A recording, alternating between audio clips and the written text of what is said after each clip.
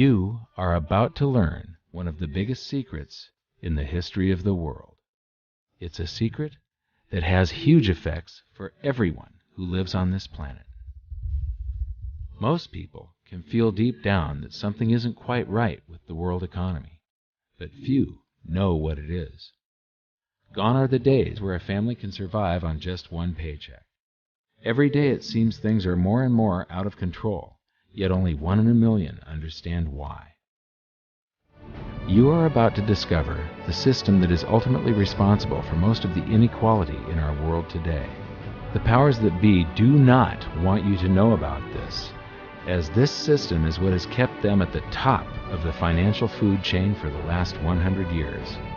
Learning this will change your life because it'll change the choices that you make. If enough people learn it, it'll change the world because it'll change the system. For this is the biggest hidden secret of money. Never in human history have so many been plundered by so few, and it's all accomplished through this, the biggest scam in the history of mankind.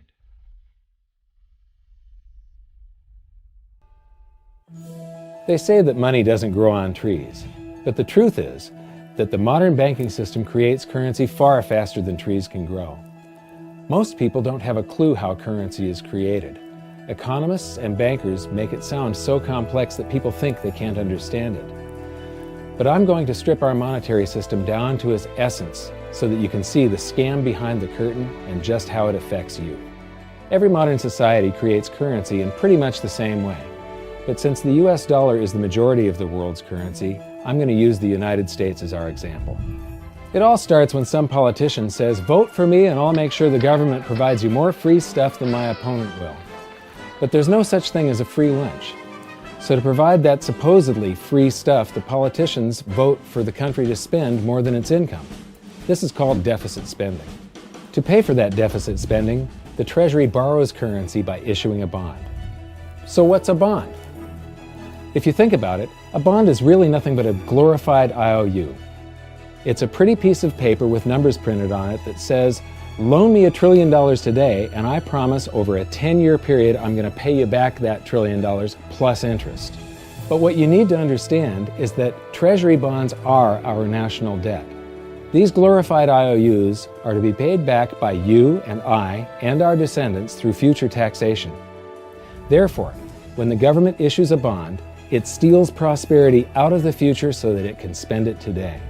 The Treasury then holds a bond auction, and the world's largest banks show up and compete to buy part of our national debt and make a profit on it by earning interest. You'll notice that as we move through this process, the big banks are there, taking a cut every step of the way. This isn't by chance, as you'll see shortly. Then, through a shell game called open market operations, the banks get to sell some of those bonds to the Federal Reserve at a profit. To pay for the bonds, the Federal Reserve opens up its big old checkbook and writes bad, bogus, counterfeit checks that should bounce because they're drawn on an account that always has a zero balance. There isn't 1 penny in there. To quote from the Boston Federal Reserve, "When you or I write a check, there must be sufficient funds in our account to cover that check. But when the Federal Reserve writes a check, there is no bank deposit on which that check is drawn. When the Federal Reserve writes a check, it is creating money." The Fed then hands those checks to the banks, and at this point, currency springs into existence. The banks then take that currency and buy more bonds at the next Treasury auction. But what is a check? A check is also an IOU. When you write a check, you're making a note that says, "Here's my IOU for cash. All you have to do is go to the bank and pick it up." Now, it's very, very important that you understand this process because we're going to come back later and show you the devastating effect this has on you. The Treasury issues IOUs, bonds.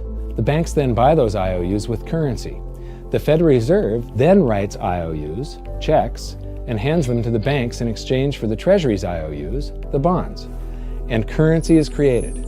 So what's really happening is the Federal Reserve and the Treasury are just swapping IOUs, using the banks as middlemen, and abracadabra, presto, currency magically springs into existence. This process repeats and repeats over and over again, enriching the banks and indebting the public by raising the national debt. The end result is that there's a buildup of bonds at the Federal Reserve and currency at the Treasury. This process is also where all paper currency comes from. The Federal Reserve and the government mistakenly call it base money because they didn't watch episode 1 of this series and they don't know the difference between money and currency. But I will correctly refer to it as base currency because it is not money. It is currency, and as we've learned, there is a big difference. Money has to be a store of value and maintain its purchasing power over long periods of time. We learned in episode 1 that earlier in our history, our paper currency was just a claim check. It was a representation for real money of intrinsic value, the gold and silver that was held on deposit at the Treasury. You could walk into any bank and slap your currency, like say a $20 bill, on the counter and redeem it for real money, a $20 gold piece. But now, this base currency that's piling up back here is really nothing but a receipt or a claim check on an IOU, that bond. So it's really nothing but a supply of numbers. The Treasury then deposits the newly created currency into the various branches of the government, and the politicians say, "Hey, thanks for that." And the government does some deficit spending on public works, social programs, and war. The government employees, contractors, and soldiers then deposit their pay in the banks. Now, this may come as a shock to you, but when you deposit your currency with the bank, you're not actually depositing it into an account to be safely held in trust for you. Instead, you're actually loaning the bank your currency, and within certain legal limits, they can do with it pretty much anything they please. This includes gambling in the stock market and loaning it out, at a profit, of course. Now this is where the machine of currency creation really gets cranking, because this is where something called fractional reserve lending comes into play. Fractional reserve lending is exactly what it says. The banks are allowed to reserve only a fraction of your deposit and loan the rest out. Although reserve ratios may vary, I'm going to use a 10% reserve ratio as our example. If you deposit $100 in your account, the bank can legally take $90 of it and loan it out without telling you. The bank must hold $10 of your deposit in reserve just in case you want some of it. These reserves are called vault cash. But why does your bank account still say you have $100 if the bank has stolen $90 of it? Because the bank left IOUs it created, called bank credit, in its place. Now I know this sounds crazy, but here it is in black and white from the Fed. Commercial banks create checkbook money when they grant a loan simply by adding new deposit dollars in accounts on their books in exchange for a borrower's IOU. These are nothing but numbers that the banks type into their computers. And even though these bank credit IOU numbers are very different from base currency numbers, because they only exist in computers, they are still currency. So now there is $190 in existence. Now, the reason people take out loans from the banks is to buy something. They're going to buy a house or a car or something like that. So the borrower takes the $90 that the bank loaned to him from your account, and he pays the seller of the item. But then the seller deposits that currency into his account, and his bank loans out 90% of that and leaves bank credit numbers in its place. So now there's $271 in existence. This process repeats and repeats until under a 10% reserve ratio, an initial deposit of just $100 can create up to $1,000 of bank credit, all backed by $100 of vault cash, just 10%. But as I said, reserve ratios vary wildly. On some deposits, it's 10%, on others, it's 3%, and on some forms of deposits, reserve requirements are 0. The result is that the expansion of the currency supply by the banks is far greater than even this example would lead you to believe. So once again, when currency is deposited in the banks get to lend it out, and then it gets redeposited and relent, redeposited and relent, redeposited and relent over and over again, creating bank credit all the way. This is where the vast majority of our currency supply comes from. In fact, 92 to 96% of all currency in existence is created not by the government, but here in the banking system. Now, massive amounts of currency spewing into society may at first sound like a fun idea. That is, until you remember one of the most important hidden secrets of money from episode 1, that the prices of everyday goods and services act as a sponge on an expanding currency supply. The more currency we have, the more prices rise. This is where inflation comes from. The true definition of inflation is an expansion of the currency supply. Rising prices are merely the symptom. So our entire currency supply is nothing but a couple of bucks whipped up in this hocus-pocus scam where the Treasury and the Federal Reserve swap glorified IOUs, and a bunch of numbers that the banks just type into their computers. That's it. That's our entire currency supply. It's nothing but a supply of numbers. Some of them printed, most of them typed, and there is nothing else. But if you thought that was crazy, get ready to enter the twilight zone of modern economics. We work for some of that currency supply. True wealth is your time, but we trade away moments of our lives, hour by hour, day by day, and year by year, for numbers that somebody printed on pieces of paper or just typed into a computer. Now those numbers represent our blood, sweat, tears, labor, ideas, and talent. We are what gives the currency its value. But here comes the really cruel joke. We work hard so that we can save some of that currency, so that we can pay the tax collector. In the United States, it's known as the IRS. They then turn it over to the Treasury so that the Treasury can pay the principal plus interest on that bond that the Federal Reserve bought with a check drawn on an account that has nothing in it. Now let's do a recap on this section, because this is where the system begins to rob you and I on a massive scale.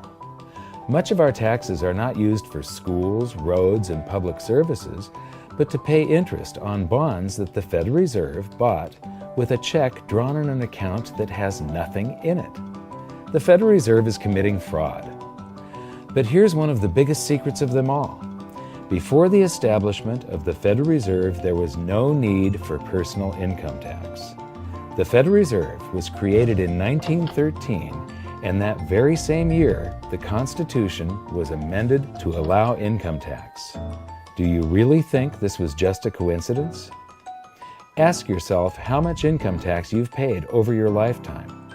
Much of it has been silently siphoned away into the hands of those who own the system. Yes, this system has owners. Who they are is an even bigger secret that we'll get to shortly. But first, we need to understand the mumbo-jumbo of the so-called debt ceiling. It's all based on a huge paradox. There was interest due on that bond, and there was interest due on every one of those loans that the banks made. That means that there is interest due on every dollar in existence. Let me ask you something. If you borrow the very first dollar into existence, and that's the only dollar that exists on the planet, but you promise to pay it back plus another dollar's worth of interest, where do you get the second dollar to pay the interest? The answer is that you have to borrow that one into existence and promise to pay it back with interest as well. So now there are $2 in existence, but you owe $4, and so on and so on. The result is there's never enough currency to pay the debt.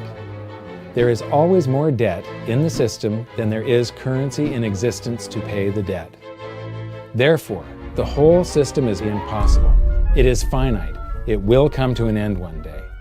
What would happen if the government stopped borrowing to do deficit spending? Are the payments on those treasury bonds going to stop? What would happen if the public stopped borrowing and going deeper into debt? Are your house and car payments going to stop? No.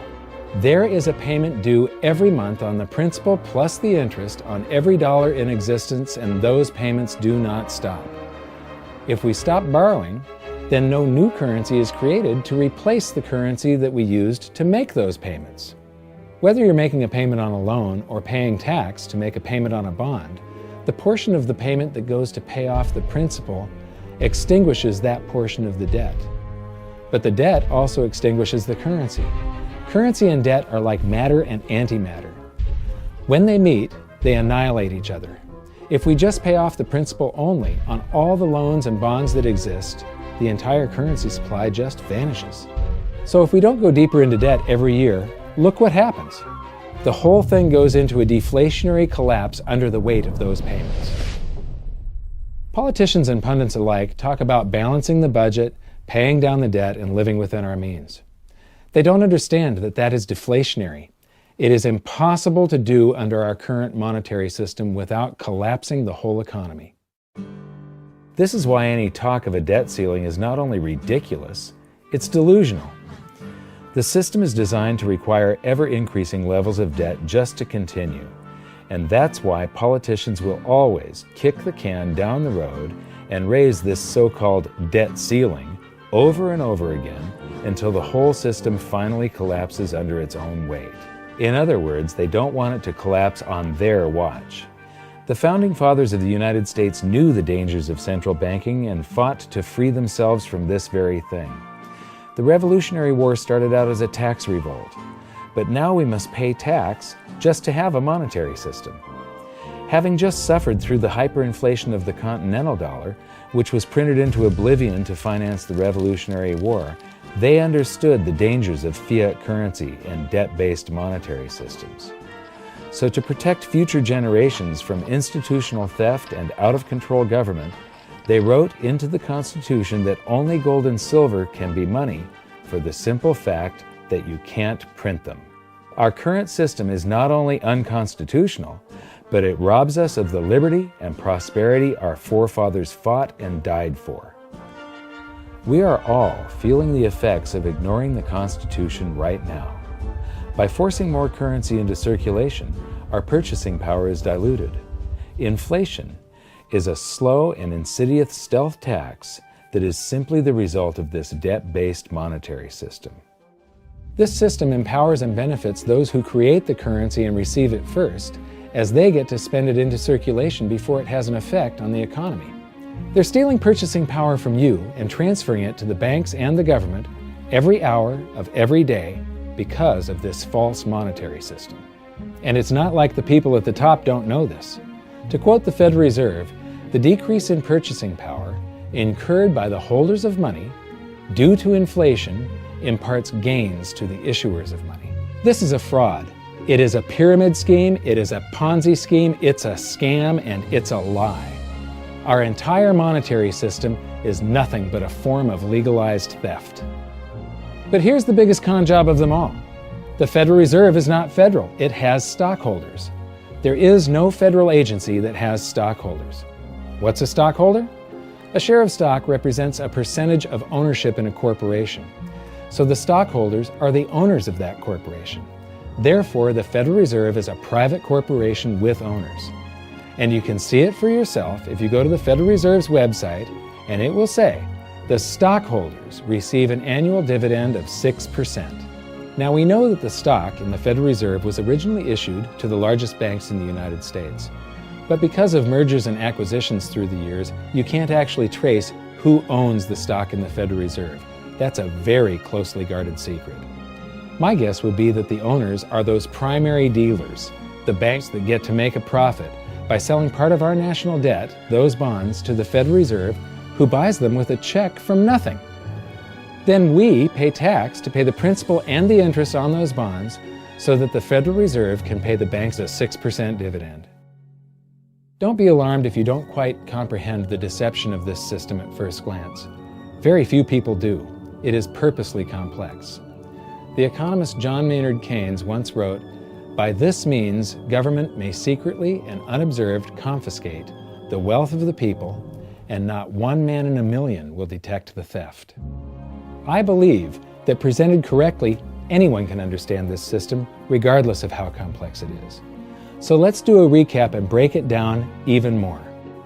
The way the system works is that, step 1, the government creates glorified IOUs.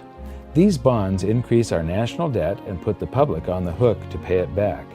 Step 2, IOUs are swapped to create currency. The Treasury sells the bonds to the banks. The banks then turn around and sell our national debt at a profit to the Federal Reserve, which they probably own. The Federal Reserve then opens its checkbook that doesn't have a penny in it and buys those IOUs with IOUs that it writes, checks, on a checking account that has a zero balance. Then they give those checks to the banks and currency just springs into existence, and then the whole process repeats. This results in a buildup of bonds at the Federal Reserve and currency at the Treasury, which is really just a supply of numbers.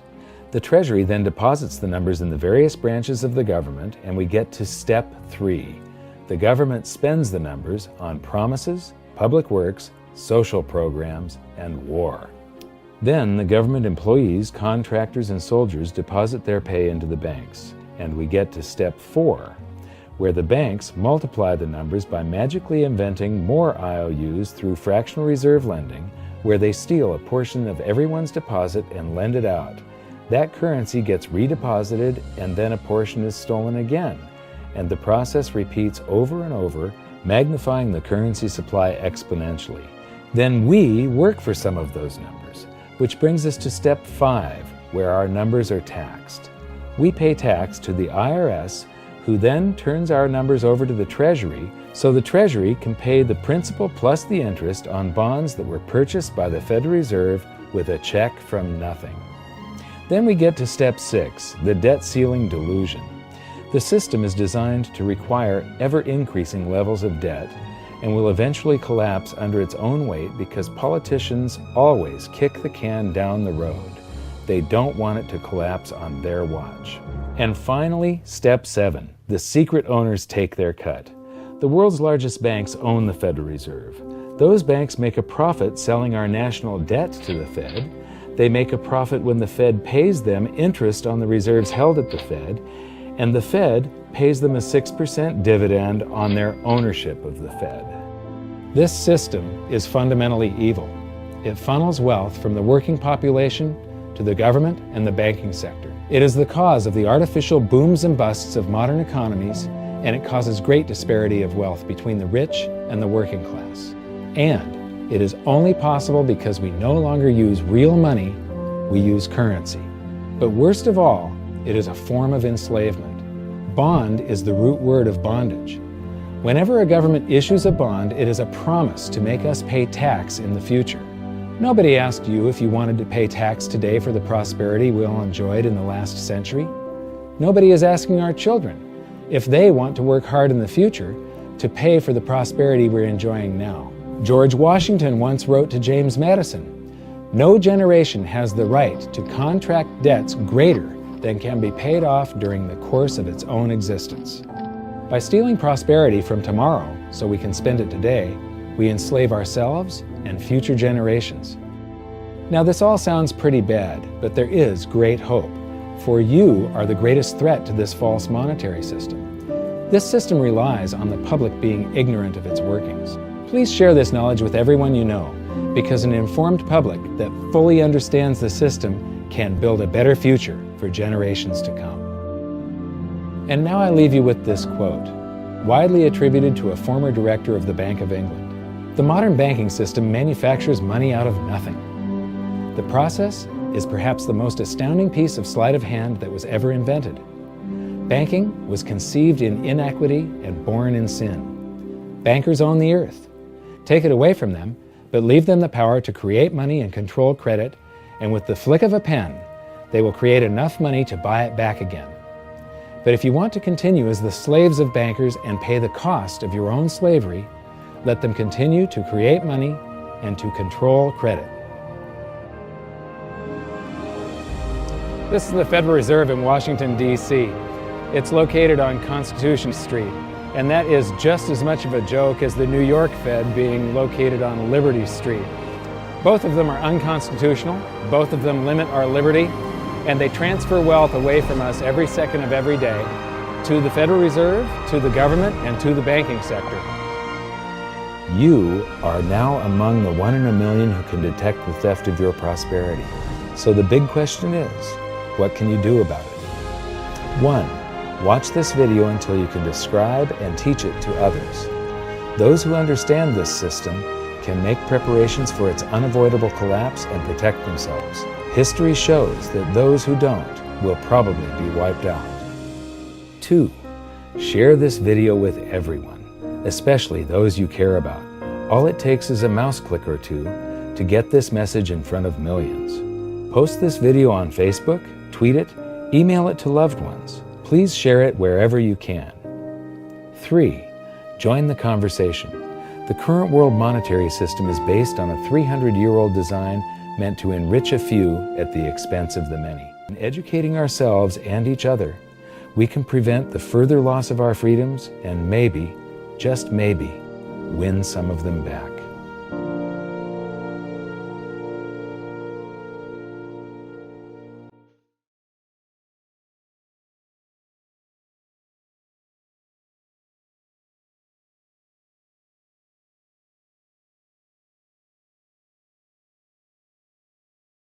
your episode 4 is very beneficial, very helpful. It's going to introduce these ideas to a lot of people. And like I've just been talking about, we have to change people's mind. And the more they understand it, the better. And I think we're at this point now where more people in the last several years, 4 or 5 years, have thought about the Fed than they ever have in the previous 95 years. So I think an explanation and diagrams to show it is very helpful, because quite frankly, they're not going to get it in their grade school. They're not going to get it in their high schools. They're not going to get it in college unless they're in a very rare circumstance to understand how this works. You know, for years before I got involved in really studying gold and some of the things I write and talk about today, I was a monetary economist for decades. You know, in your video, you talk about the primary dealers. I was chief counsel and chief credit officer of one of the largest primary dealers for 10 years. So I had an inside seat on the Treasury market and have the privilege of working with several former vice chairmen of the Board of Governors, Manley Johnson and David Mullins, going back to the 80s and 90s. So I'm very immersed in what you were talking about, and I thought it was extremely accurate, extremely clear. I didn't think you were stretching on any points. It was really like something out of a PhD course, except that it was very easy to understand. I think it's accessible. I think we're seeing a little bit of a revolution in communications in the following sense. You know, as you point out, the Fed was created in 1913. Well, in 1913, there was no web, there was no YouTube, no Twitter. There was really no one to kind of stand up and oppose the Fed or call them out, if you will, or really get into a discussion that everyday Americans could follow. That's not true now with social media and everything else. You can reach out to millions and tens of millions of people and tell them what's going on. I think you've done that. You've done it successfully. I applaud it. I think this is a great video. I look forward to seeing it again. I know millions of people will enjoy it. Well, as we know, the Federal Reserve believes it can create money out of thin air, not realize money is supposed to represent real products and services. And what people don't realize is when the Fed does that, in effect, as Keynes pointed out, it's a form of taxation. It's a form of confiscation. And because people don't see it, the politicos get away with it, but it also undermines social trust. It just is corrosive throughout society. We're going to have a lot of turmoil in the coming years, but it's going to be the kind of turmoil that leads to positive things. So don't despair. Get out there and fight, because the tide is going to turn. This is going to be the status last stand. Thank you.